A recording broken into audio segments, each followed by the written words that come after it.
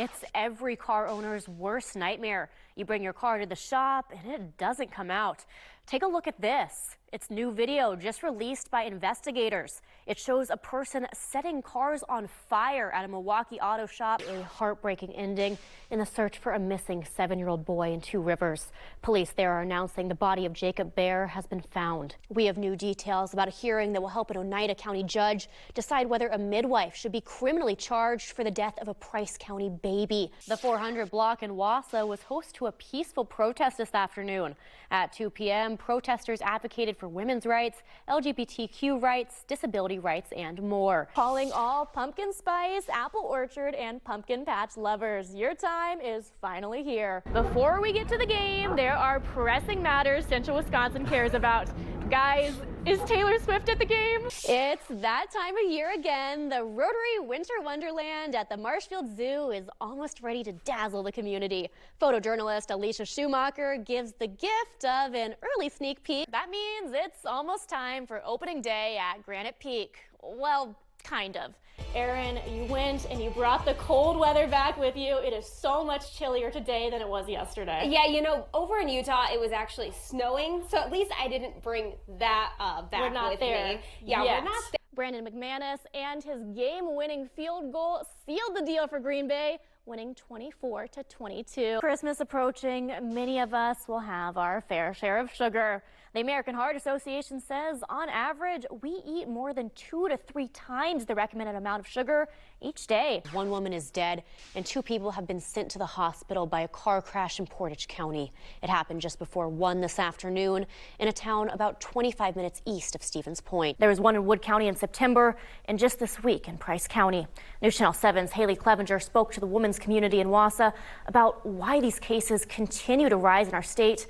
Haley, what did you learn? Bree, why the precise wording of development guide?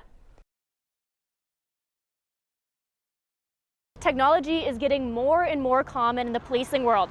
That includes drones, but drones are far from the only piece of technology that local law enforcement is using. Now let's play some trivia for ourselves. How many times has their team won the competition? A2, B4, C6, or D8? And the answer is? We've won 6 times. If you'll take a look right over here, you can see where a tree has fallen on a house. Homeowners are working to repair their homes, their belongings, but right now the village does not have an estimate for just how much damage was done. Daylight hours are a result of the Earth's tilt. Imagine this ball as the Earth and this light as the sun. As we go into winter, we tilt more away from the sun's light, and that's what gives us shorter daylight hours. That mother is now 30 years old. She also helped to race his sister, Amigo, at this exact same fair. So really a very impressive family tree. That's very cool. You don't have your hat tonight, but do you have the boots on? I absolutely have the boots on. I don't know if our photographer Alicia can get them right now. I have the boots on. I am ready to be on a horse. We'll see if that happens at some point tonight. Still to come. Wisconsin Rapids, Sloane Wick, News Channel 7.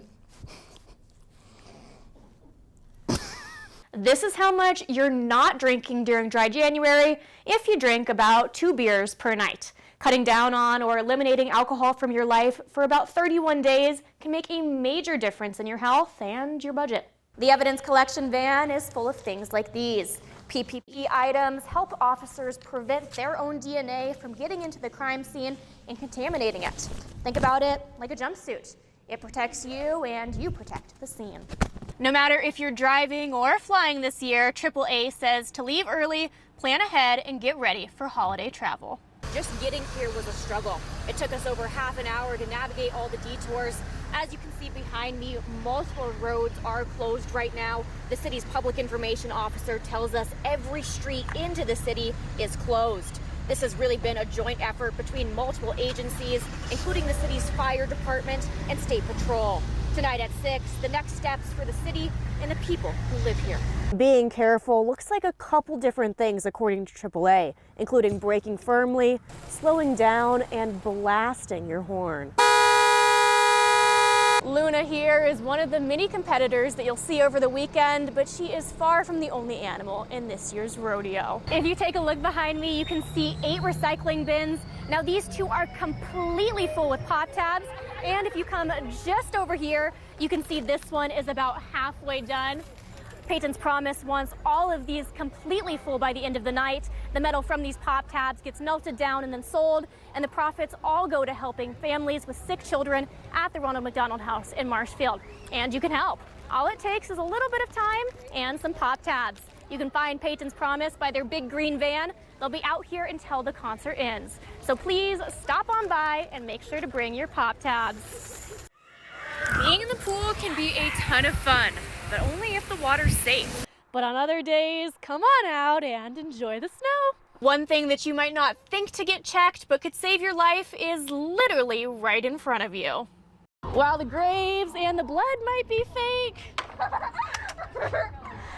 the scares are definitely real here at the haunted sawmill. She's right. Bound to Happen Books is just across the street from the Portage County Public Library. And one of the managers says they've seen a changing perception of the area. One of the major things you need to know is if your tires can handle the trip. Take a quarter and insert it into your tire treads. If your tire tread touches George Washington's head, then you're good to go. If not, you might need new tires. Even something as small as a glow stick can make a major difference in the dark. Avelo pulling out of airports isn't new. Before even starting flights at Seaway, the airline had already announced it was leaving airports in Ohio and Virginia. When Avelo's first Seaway flight landed in October, the airport had high expectations. We put a lot of effort into marketing it, and the word got out. People supported it. It was so cozy. All the crew was super nice, and I think it's one of my favorite airlines now. The summer months have been slower, but this may not be because of a lack of demand. We were, I think, the last airport in Avelo's network to be announced summer service. Travelers filled the average Avelo plane between 60% and 90%, according to Griefy. And anything above 80 is doing pretty darn well. One of the more common planes Avelo flies to Seaway seats 189 travelers. 80% of that is 151 people. At the airline's lowest standard cost of $49, that's $7,399 coming in from a one-way flight. Which is why some flyers were a little surprised to hear the reason Avelo said it was pulling out. It was a lack of performance. Do you agree with the rationale that they gave you that this was just not going to be a profitable endeavor for Avelo? I guess I wouldn't necessarily specify it as agree or disagree. My perspective is purely on the Central Wisconsin Airport. I would have liked to have seen it go longer. Longer than the 10 months the airline stayed, especially because of the time, effort, and money Seaway has already invested into Avelo. That includes about $260,000 in incentives to land Avelo in the first place. They're looking into trying to get that money back, but there is no guarantee. And they're not the only ones who are out money.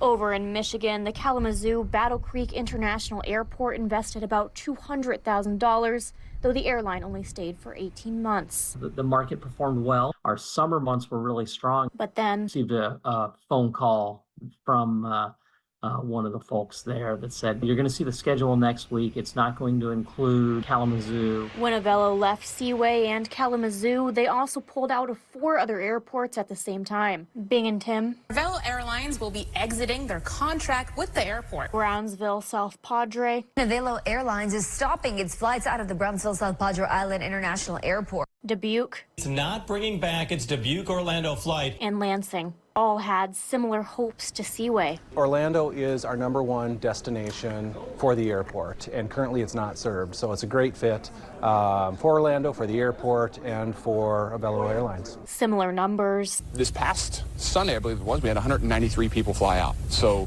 on that one aircraft. So it was full, completely full plane. similar payments, $1 million in taxpayer funds to help get the flight started. Requesting nearly $600,000 from Dubuque. and similar reasoning. Representatives from the company say this is because the flight from Binghamton to the Orlando International Airport was not profitable. We're not profitable. All 6 airports saw Avello pull out in less than 2 years, lasting just 10 months at Seaway, 18 in Kalamazoo. It's patience. It takes time for a market to build a little bit, takes some trust.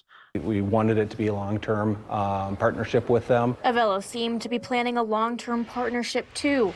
Last year, when Avello's first flight landed at Seaway, an airline representative spoke about potentially adding 4 to 6 new planes and additional services. We want to connect these small cities to these places so that folks can avoid the hassle of the big airport. The message I would say to an Avello is don't give up on small communities. Despite Avello leaving, Griffey is hopeful to bring another airline in. I'm talking with really any airline that's gonna listen. So there will be additional service. I'm very optimistic there's going to be another low-cost carrier. Both airport directors say they understand Avello's decision from a business perspective, and only the airline truly knows its own business model and what's best for it. They also acknowledge flying out of smaller airports can have challenges. I reached out to Avello 3 times over the course of several days. After the 3rd email, they replied and declined an interview. Their last day at Seaway is Saturday.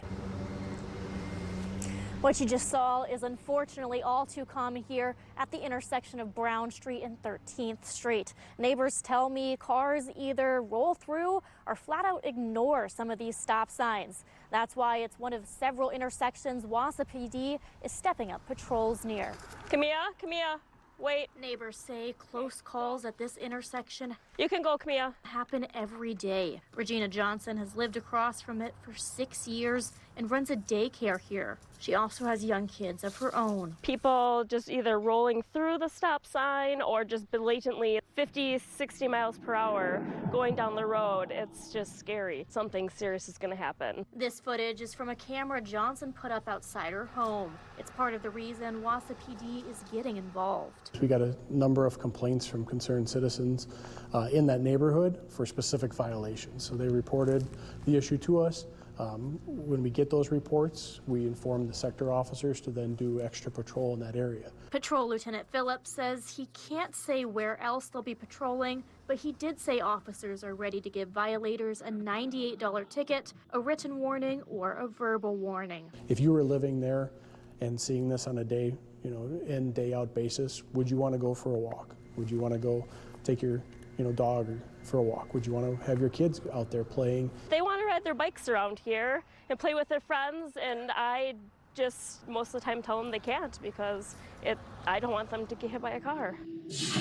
She even puts up do not roll signs and asks everyone to follow them, including law enforcement. K-9 Badge has now officially had his retirement ceremony. Though he may be leaving the school, his impact is here to stay. Posting colors, music, and lots of student applause were all part of Badge's retirement ceremony. I've had many students are coming back afterwards and saying, I wouldn't have come to school if it wasn't for Badge. He has literally transformed lives. He's saved lives, he's helped lives, and he's really put Wausau East in a better place every day that he's here. Do you smell another dog? Badge is a staple in the community, so much so his retirement attracted people like Wausau Mayor Doug Denny and Police Chief Matthew Barnes. I'd like to thank the Academy for this prestigious award. Officer Stetzer is one of the first officers to bring a therapy dog to school, but he certainly isn't the last. The pair has set a trend. It's been amazing to see actually the impact throughout the United States and having a lot more officers that have a dog with them. The impact that a dog has on students and staff and on a community you can't replace that. Almost as unreplaceable, a mural of Badge with a very special backstory. A student painted the whole thing. The most amazing part is it's student driven. Student did the painting, which was amazing. Students have a large investment in their school dog. While Badge was certainly the star of the show, he was happy to share the attention. Timber will take over her new Big Brother spot at the high school, supporting students. You saw the excitement when we showcased Timber. I think that joy, comfort, and excitement will be here in the fall. As for Badge's fall, He's gonna enjoy retirement at my house, probably destroy some door handles and dig in the garbage and be a normal dog. It's his time to be normal, and I think the amount of people that he's impacted and the amount of stress that he's taken in from other people, he deserves a nice break. even though Badge has now had his retirement ceremony, he won't be officially leaving until the end of the year. After that, Timber takes over his spot.